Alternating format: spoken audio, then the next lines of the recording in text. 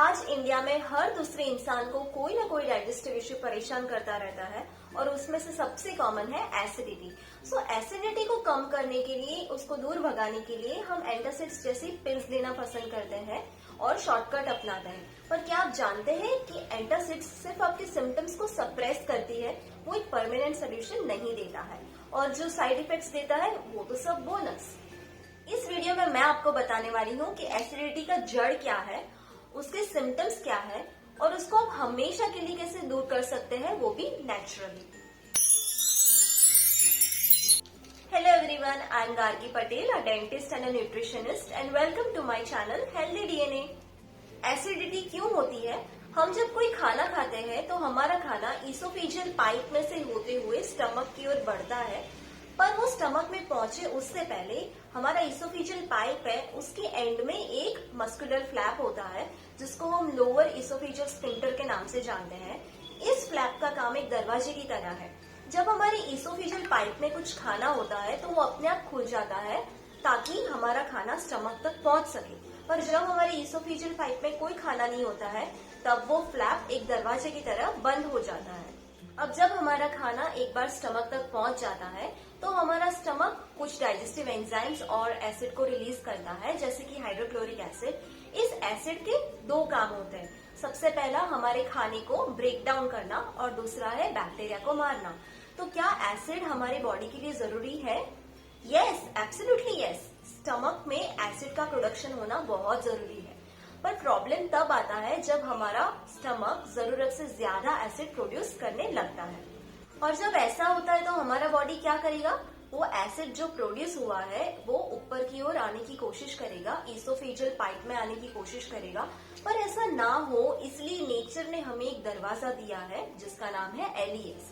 पर जब ये दरवाजा जरूरत से ज्यादा रिलैक्स हो जाता है या वीक पड़ जाता है तब वो एसिड जो प्रोड्यूस हुआ है वो हार्ट, चेस्ट और थ्रोट की तरफ आगे बढ़ता है एंड बर्निंग सेंसेशन फील करवाता है, जिसको हम हार्ट बर्न के नाम से भी जानते हैं। आपको पेट में दर्द होता है, खट्टी डकार आती है, पेट में मजा नहीं आता है, ब्लोटिंग, हैवीनेस, डिस्कम्फर्ट होता है, तो ये सारे एसिडिटी के सिम्टम्स हैं। सो एसिडिटी का रूट कॉज है कि हमारा बॉडी जरूरत से ज्यादा एसिड को प्रोड्यूस करता है और वो एसिड ईसोफेगस से होते हुए ट्रैवल करता है। जब आपका पेट हेल्दी नहीं होगा तो आपका शरीर का कोई भी अंग कैसे हेल्दी हो सकता है? मैं आपको कुछ ईटिंग और लाइफस्टाइल हैबिट्स बताने वाली हूँ जो दो चीजों पे फोकस करेगा। सबसे पहले कि हमारा बॉडी किस तरीके से थोड़ा कम एसिड प्रोड्यूस करे और दूसरा एलिएस को कैसे स्ट्रेंथन करे और उसे वीक ना होने दे। पहले बात करते हैं 7 ईटिंग हैबिट्स की। नंबर 1, ईट स्लो। जब आप खाना फास्ट खाते हैं, स्लो नहीं खाते हैं, तब आप बराबर से चबाकर भी नहीं खाएंगे तो क्या होता है कि खाने के बड़े बड़े टुकड़े आपके स्टमक तक पहुंचेंगे और वो आपके डाइजेशन को डिस्टर्ब करते हैं। इससे क्या होता है कि हमारा स्टमक ज्यादा एसिड प्रोड्यूस करता है और एसिडिटी भी बढ़ती है। तो एक ही चीज करनी है, आप खाना खाते समय अपने निवाले को कितनी बार च्यू कर रहे हैं उस पर फोकस दीजिए। अगर आप 3 बार च्यू कर रहे हैं तो धीरे धीरे उसको 6 बार, 8 बार और 10 बार तक भी ले जाना शुरू कर दीजिए। कब तक चबाना है? जब तक आपका खाना सॉलिड से लिक्विड ना हो जाता है तब तक आपको च्यू करना है। अगर आप इतना भी करना शुरू कर देंगे तो आप देखेंगे कि एक ही दिन में आपकी एसिडिटी में कितना फर्क आ गया है। Number 2, never skip the meals. जब आपके मील टाइम्स फिक्स नहीं होते हैं, जब आप 2 मील्स के बीच में बहुत ज्यादा लंबा गैप लेते हैं तो इससे क्या होता है कि हमारा स्टमक बहुत ज्यादा एसिड को प्रोड्यूस करता है और इससे एसिडिटी होती है। काफी सारे लोगों को मैंने देखा है जो सुबह का एक मील ले लेते हैं, फिर पूरे दिन वो लोग काम में या फिर किसी और चीज में इतना बिजी हो जाते हैं कि वो खाना खाने ही भूल जाते हैं। बीच में एक आध बार चाय ले लेते हैं और रात को सीधा डिनर लेते हैं। इससे क्या होता है? बहुत बड़ा नुकसान होता है। पहला, आपकी बॉडी बहुत ज्यादा एसिड को प्रोड्यूस करती है और दूसरा, आपने एक और एसिडिक चीज ले ली जो कि है चाय। आइडियली कितना गैप देना चाहिए 2 मील टाइम्स के बीच में? आइडियली 3 to 4 आवर्स का गैप होना चाहिए 2 मील टाइम्स के बीच में, जिसकी वजह से हमारा एसिड प्रोडक्शन कम हो। और याद रखिए कि आप ज्यादा ओवर ईटिंग ना करें, क्योंकि इससे क्या होगा, वापस आपका एसिड प्रोडक्शन बहुत ज्यादा बढ़ जाएगा। Number 3, early dinner. जितना हो सके उतना अपने डिनर को जल्दी ले लीजिए। बहुत सारे लोग क्या करते हैं कि वो लोग बहुत हैवी डिनर लेते हैं और वो भी बहुत लेट। इससे क्या होता है कि हमारा डाइजेशन बहुत खराब हो जाता है और एसिड प्रोडक्शन भी बढ़ जाता है। हो सके तो अपने सोने के समय से 3 से 4 घंटे पहले अपने डिनर को ले लीजिए। अगर आपको बहुत ज्यादा लग रहा है तो डोंट वरी, आप धीरे धीरे भी शुरू कर सकते हैं। आप आधा घंटा जल्दी डिनर लेना स्टार्ट कीजिए ताकि आपके सोने के समय के बीच में और आपके खाने के डाइजेशन के बीच में 3 से 4 घंटे का समय मिल सके। सबसे बेकार चीज जो ज्यादातर लोग करते हैं वो है सुबह में उठने के तुरंत बाद चाय या कॉफी लेना। जब आपका पेट खाली होता है तब आपको उसमें कोई अल्कलाइन चीज डालनी चाहिए, जैसे कि प्लेन वाटर या फिर warm lemon water with ginger या हनी। उससे क्या होता है कि आपका स्टमक का पीएच बैलेंस होके अल्कलाइन की तरफ जाता है और फिर थोड़ी देर बाद आप ब्रेकफास्ट के साथ चाय या कॉफी ले, देन इट इज ओके। आप दिन में भी कभी खाली पेट चाय या कॉफी लेते हैं, चाहे वो ब्लैक कॉफी हो या ब्लैक टी हो, तो उसमें जो कैफीन होता है वो भी आपकी एसिडिटी को बढ़ा देता है। Number 5, which is obvious, avoid spicy, oily, fried food. जितना ज्यादा आप मसाले वाला, तेल वाला या प्रोसेस्ड चीजें खाएंगे उतना ही ज्यादा आपकी एसिडिटी बढ़ेगी। हो सके उससे उतना दूर रहिए। Number 6 is eat fresh fruits and vegetables daily. अपने डाइट में दिन में एक बार कम से कम फ्रेश फ्रूट्स खाइए और 2 बार वेजिटेबल्स खाइए, और वो भी हो सके तो कच्चे। इससे क्या होता है कि आपकी डाइजेशन की प्रॉब्लम बहुत इम्प्रूव हो जाएगी और एसिडिटी भी कम हो जाएगी। क्यों? क्योंकि बाय नेचर अल्कलाइन होते हैं। जितना ज्यादा आप अल्कलाइन फूड खाएंगे आपकी डाइजेशन उतनी ही इम्प्रूव होगी, और उसमें भी हो सके तो ग्रीन लीफी वेजिटेबल्स जैसे कि पालक है, धनिया है, पुदीना, मेथी और जो भी सीजनल ग्रीन वेजिटेबल्स है उनको ज्यादा खाइए। एसिडिटी के लिए अगर आपको लगता है कि आपको साइट्रस फ्रूट्स, खट्टे फ्रूट्स सूट नहीं कर रहे हैं तो आप उनकी ऑप्शन में कुछ और फ्रूट्स ट्राई कर सकते हैं, जैसे कि बनाना, चीकू, एप्पल, पाइनएप्पल, वाटरमेलन, मस्कमेलन को जरूर ऐड कर सकते हैं। और लास्ट है स्मोकिंग, ड्रिंकिंग एंड अल्कोहल को अवॉइड करिए।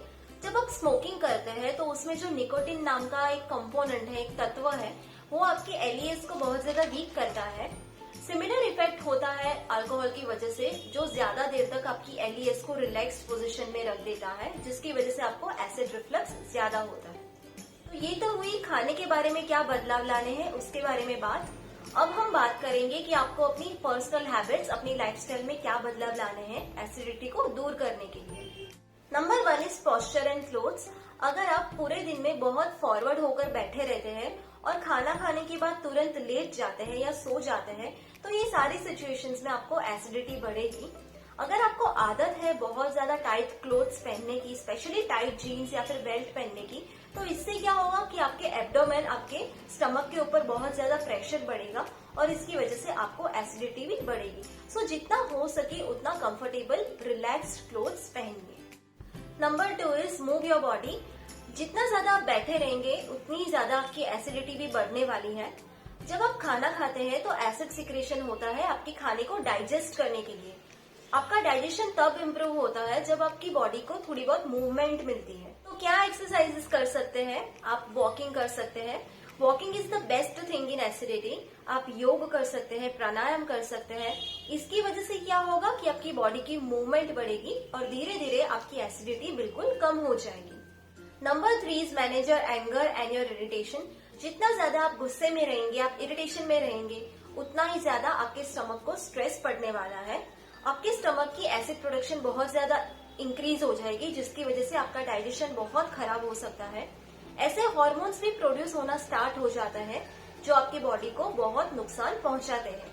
Number 4 is lack of sleep. जब आप कम सोते हैं तो आपका बॉडी का एसिड प्रोडक्शन बहुत ज्यादा बढ़ जाता है, जिसकी वजह से ना सिर्फ आपकी डाइजेशन वीक होती है पर आपका एलईएस को भी बहुत ज्यादा डैमेज करता है। इसकी वजह से आपको इरिटेशन भी होगा क्योंकि आप अच्छे से सोए नहीं है।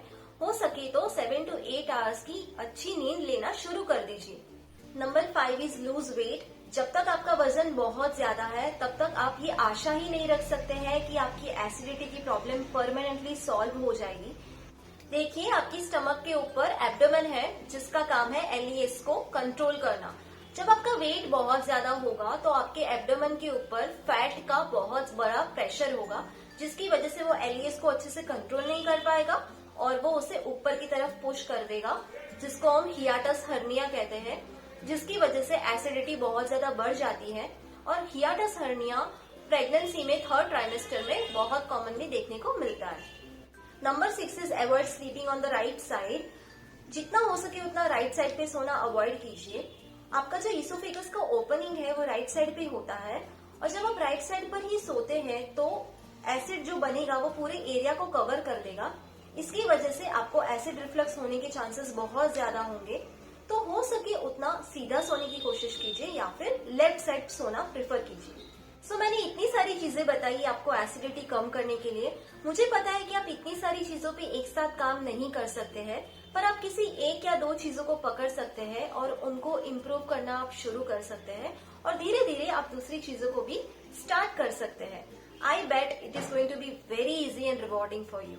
मुझे कमेंट सेक्शन में लिखकर जरूर बताइए कि आपने कौन कौन सी चीजें बदली और उसके क्या क्या फायदे हुए, क्या क्या बदलाव आए और क्या फील किया आपने। ये वीडियो आपको कैसा लगा मुझे जरूर बताइए, और ऐसी कौन सी और वीडियोस आप देखना चाहते हैं इसके बारे में भी मुझे सजेशन दीजिए। अगर आपने हमारा चैनल हेल्दी डीएनए को सब्सक्राइब ना किया हो, लाइक और फॉलो ना किया हो, तो जरूर कर दीजिए, ताकि ऐसे इंटरेस्टिंग वीडियोस मैं आप तक लेकर आती रहूं।